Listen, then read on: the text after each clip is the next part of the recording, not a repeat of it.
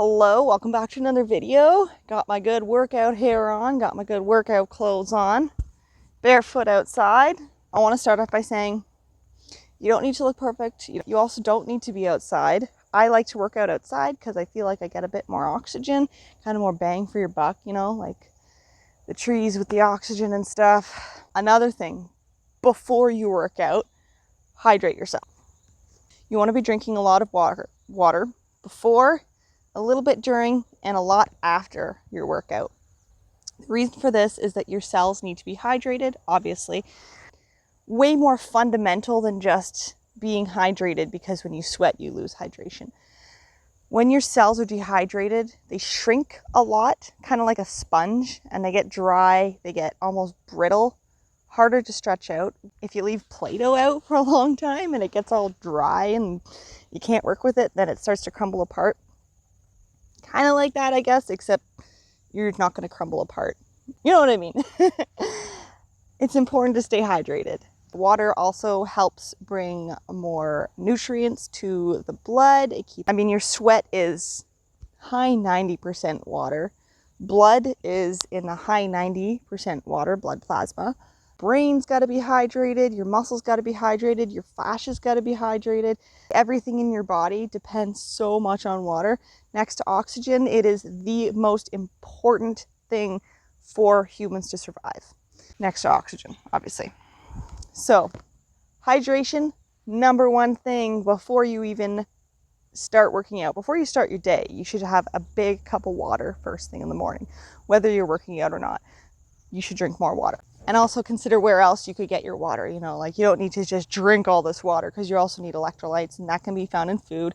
Cucumbers, any water dense, watermelon, obviously, any kind of melon, fruit, apples. A lot of the foods we eat actually have water in them, and that's why, people are like, oh, I don't drink water and I'm fine. I've been fine for 30 years. That's because you're getting the majority of your water from your food or from other juices.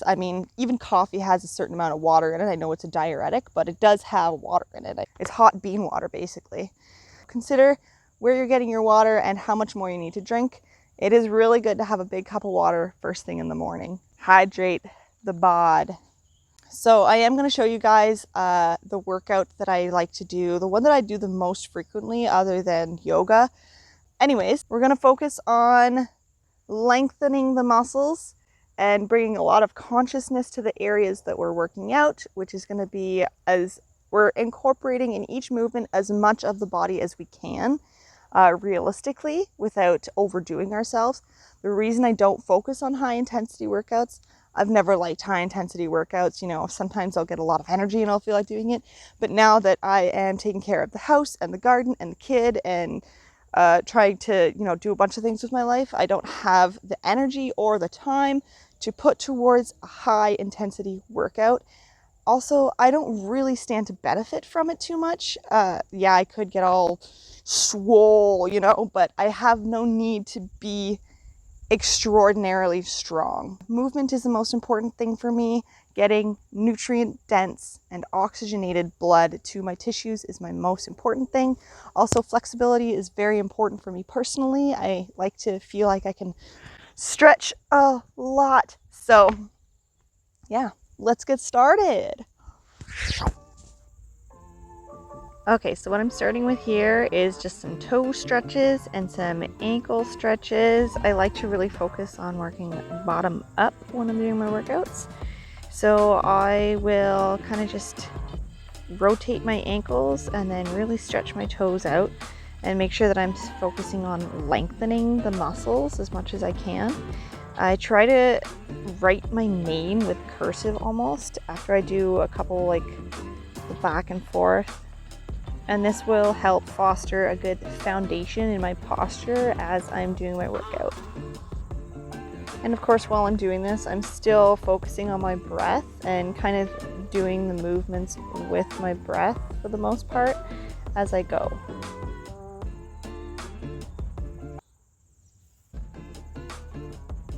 Alright, so next I am going to do a bit of hip and leg rotation, and this is really a good one for me because I'm doing pelvic floor workouts. So now that my pelvic floor is a bit more healed, I can kind of do these uneven exercises.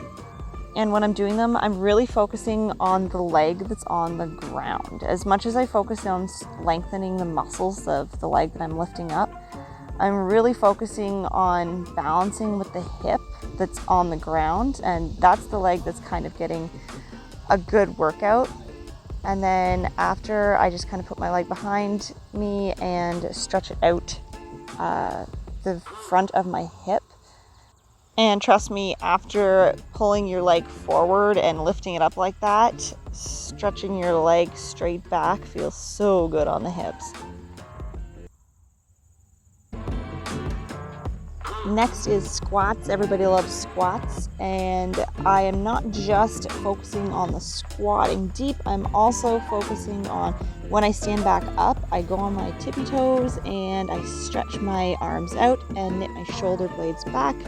And this really helps to lengthen the muscles that contract when you squat, so it's a really nice complementary movement. And then I'm going to be getting on all fours and really stretching out my leg and back. And as I was doing it, I could kind of feel that my spine was twisting a bit too much. So you can see my hips aren't quite as even as they should be, but it's all practice and we do what we can. So in the future, I'll try to keep those hips more level.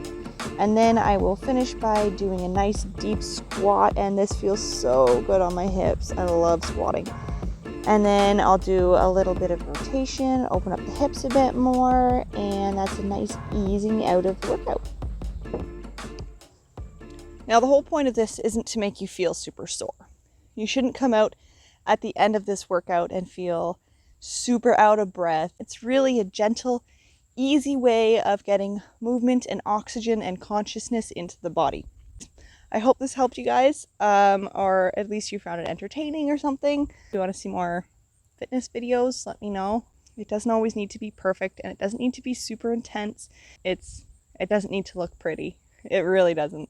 I lose my balance a lot, and I have a lot of work to do, but that's the whole point, you know. If you don't get out and start working your body and practicing with it, then you're never going to get to the point of being comfortable enough to do more advanced workouts and moves, especially if you don't have the time to dedicate towards real serious workouts. It's important to just get some kind of movement in. You're going to feel a lot better if you just get up and move. Go for a 5-minute walk. Even just walk around your house a bit, you know, cleaning up. I think cleaning is probably my biggest workout, and I do end up out of breath and really tired from it at the end of the day because there's so much to do around my house.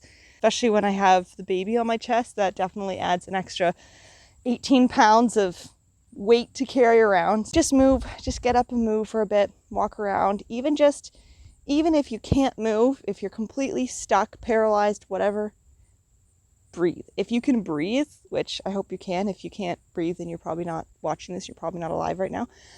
If you can breathe, that is movement. That's a lot of movement, and actually your body gets a lot from the breath.